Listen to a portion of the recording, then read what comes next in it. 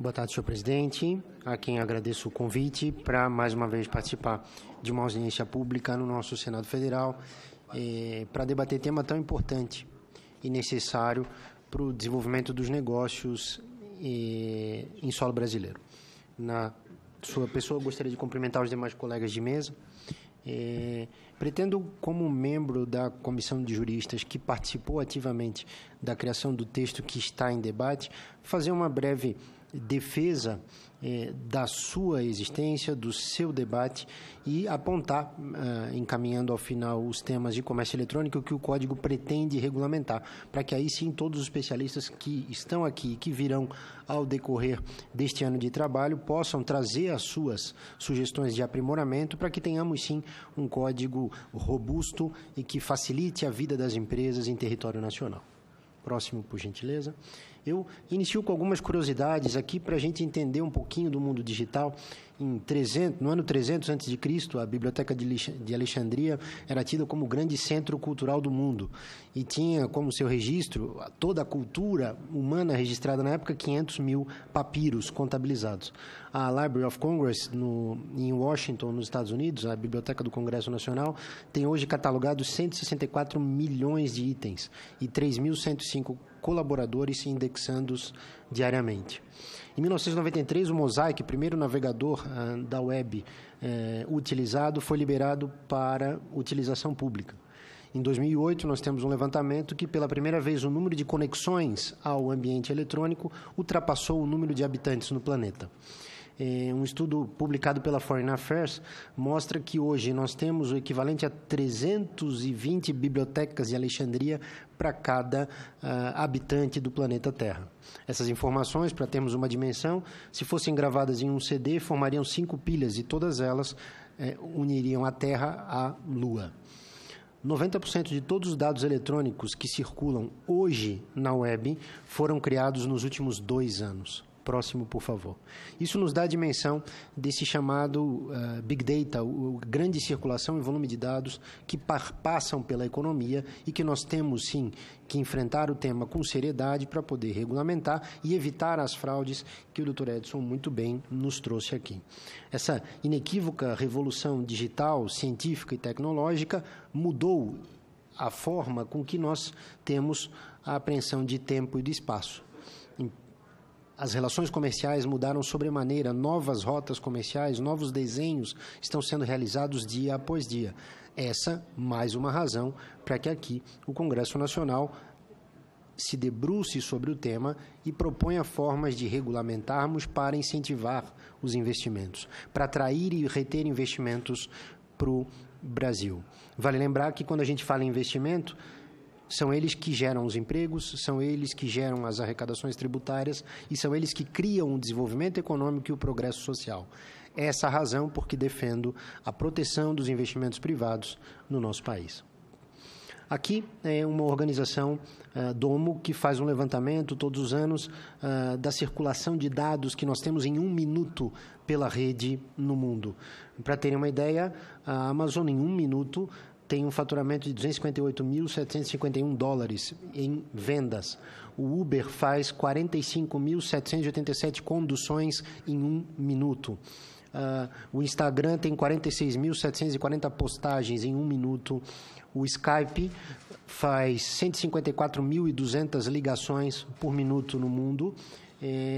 O Google tem 3.607.080 pesquisas por minuto no globo. Pesquisa sobre o tempo, 18.055.000, previsão do tempo. Sites como Spotify, índices aí, vejam o Venmo, que faz transações econômicas ponto a ponto, $51.892 em 1 minuto em transações econômicas. Esse mundo está acontecendo. Vejam empresas, muitas já conhecidas de todos nós, de plataforma global e que estão realizando os seus negócios em ambiente eletrônico. Mais uma razão para que o Congresso Nacional, atento a essa mudança, tenha a inteligência, tenha a responsabilidade de fomentar, induzir para o caminho certo essas transações em território nacional. Próximo. Não é novidade para o Brasil, e a administração pública sabe sim, e nós ensinamos ao mundo o uso da tecnologia em benefício da administração. Depois falo de alguns desmazelos, mas agora preciso chamar a atenção nas situações em que essa casa foi protagonista, sim, e o Brasil ensina ao mundo. A tecnologia da administração pública. Em 1968, tivemos a primeira notificação eletrônica emitida pelo SERPRO, vinculada à Receita Federal. Em 1996, iniciamos o voto eletrônico no nosso país. Em 1997, as primeiras declarações de imposto de renda foram transmitidas em meio eletrônico. Em julho de 2002, lançamos o Siscomex, Sistema de Comércio Exterior, onde toda a entrada e saída lícita de mercadorias no Brasil estão contabilizadas e registradas num sistema administrado pela nossa administração. Em julho de 2006, lançamos o Sistema Público de Escrituração Digital, o SPED. A partir dali, livros e documentos contábeis foram substituídos por documentos eletrônicos. Temos a nota fiscal eletrônica processada em tempo real pelas receitas federal e estadual das nossas 27 unidades da federação. Em dezembro de 2006, também com o apoio de uma norma criada aqui no Congresso Nacional, tivemos a informatização do processo judicial, que anda muitíssimo bem e acelerou muitos dos procedimentos e processos havidos em território nacional. Em 2009, novamente, criou-se o portal do MEI, onde tivemos um grande avanço na formalização e registros das atividades econômicas dos micros e empresários individuais, país afora. Próximo. Problemas que vejo atualmente que justificam o debate que hoje temos aqui. Uma burocracia excessiva em nosso país, uma desarticulação completa entre os órgãos públicos, na hora de registros empresariais, sobretudo abertura, fechamento de empresas e acompanhamento da gestão, o que leva tempo e custos para abertura e fechamento de empresas. Próximo. Importante lembrar que, com isso, nós temos uma ilegalidade e uma informalidade que comprometem em muito a competitividade em ambiente nacional. Alguns problemas, portanto, identificados. Sistemas isolados, não tem comunicação. Tivemos, sim, boas iniciativas. O Departamento de Registro, o DREI, e Simplificação, tem feito algumas medidas importantes para tentar otimizar esse tempo de abertura e regularização de empresas no Brasil. Mas, por enquanto, isso é ideia. Por quê? O computador do Corpo de Bombeiro não conversa com o computador da Prefeitura, que não conversa com o da Junta Comercial, que não conversa com o da Receita Federal. Há um alto índice de diferentes exigências em cada estado. Abrir uma empresa em Santa Catarina, de onde eu venho, é diferente de abrir uma empresa em São Paulo. O procedimento, a ordem não é idêntica, é diferente de abrir em Salvador. E isso prejudica, sem sombra de dúvida, o desenvolvimento dos negócios. As consultas prévias de viabilidade são opcionais e são isoladas. Não há uma ordem lógica e simples que permita àquele que deseja investir registrar rapidamente a sua atividade e iniciar as suas operações. Tudo isso traz um aumento do custo das transações. Transação comercial, o custo de transação e o custo tributário também nem se fala nesse momento, principal e das obrigações acessórias. Tudo isso vai se traduzir em preço. Talvez aí a razão principal porque os produtos são mais caros em solo nacional do que os mesmos produtos comercializados em outras nações do globo. Próximo. Temos atualmente uma regulação sofrível para a sociedade limitada.